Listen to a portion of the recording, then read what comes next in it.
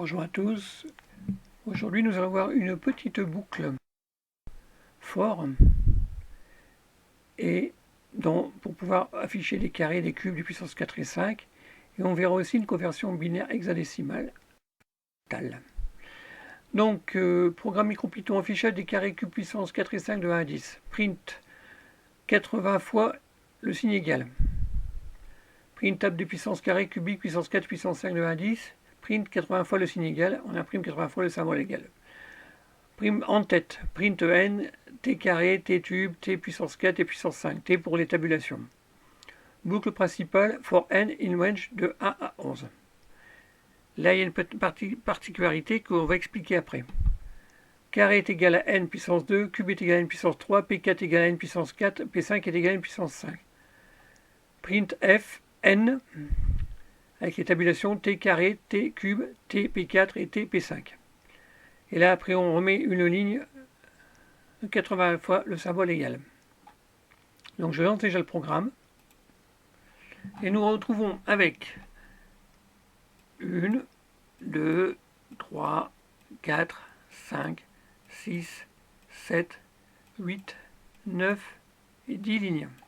Alors que j'ai bien mentionné for n in range de 1 à 11. J'ai fait une recherche Google. En MicroPython, comme en Python classique, le range début fin fonctionne avec une borne de fin exclue. For n in range 1 à 11, print n, parcourt les valeurs 1, 2, 3, 4, 5, 6, 7, 8, 9, 10. Le 11 n'est pas inclus. Il y a donc exactement 10 itérations, de 1 à 10 inclus. On peut voir range 1 à 11 comme commence à 1 et arrête-toi juste avant le 11. C'est un choix historique de Python qui simplifie beaucoup de calculs d'indices et de longueur. Donc ce que je vais faire, je vais décocher le print pour pouvoir voir la valeur de n à chaque itération. Je remets l'ensemble dans la console shell à 0 et je relance le programme. Et voilà. Donc ici, la valeur n dans la boucle est 1.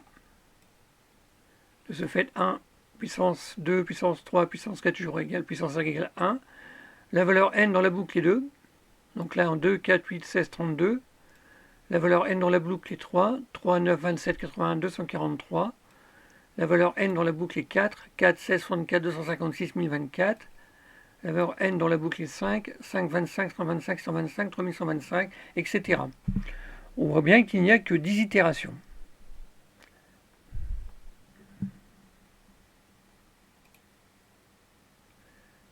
Je ferme. Et maintenant, nous allons passer au fichier conversion binaire hexadécimale octet.py. Donc là, le programme va me demander un chiffre et je tape des lettres. Donc, il me demande de refaire une conversion, oui. Et là, je tape 7896.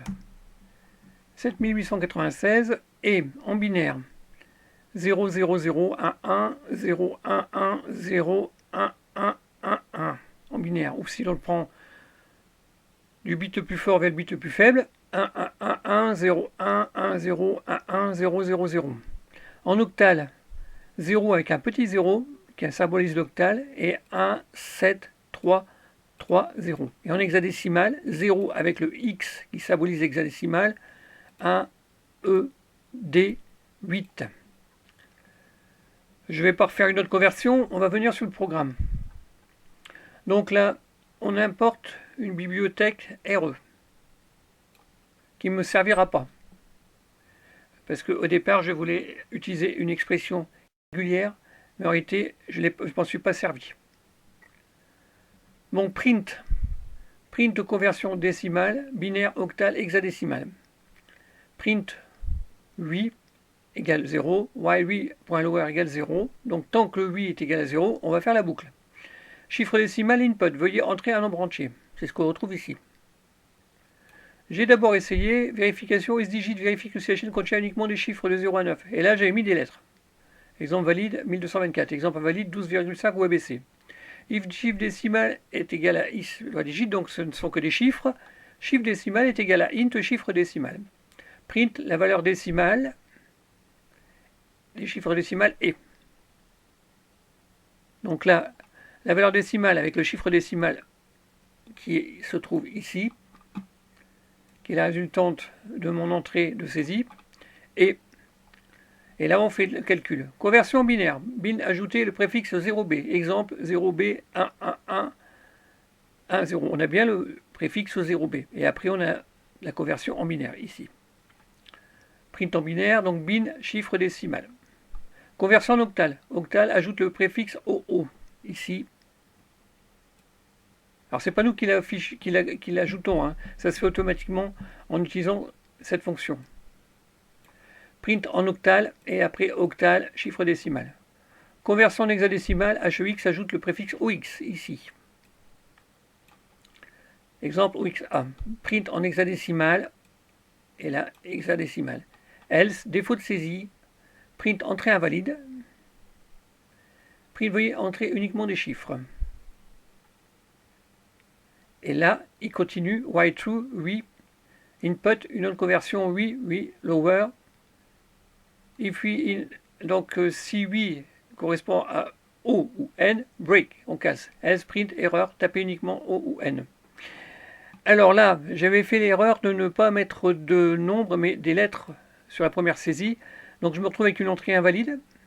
Et veuillez entrer uniquement des chiffres. Donc là, je me retrouve dans ce cas de else, print entrée invalide, veuillez entrer uniquement des chiffres. Le programme continue, while true, et il me demande systématiquement, comme j'ai rentré des lettres, il me demande de réaliser une autre conversion, puisqu'on rentre ici dans la boucle while true. Voilà.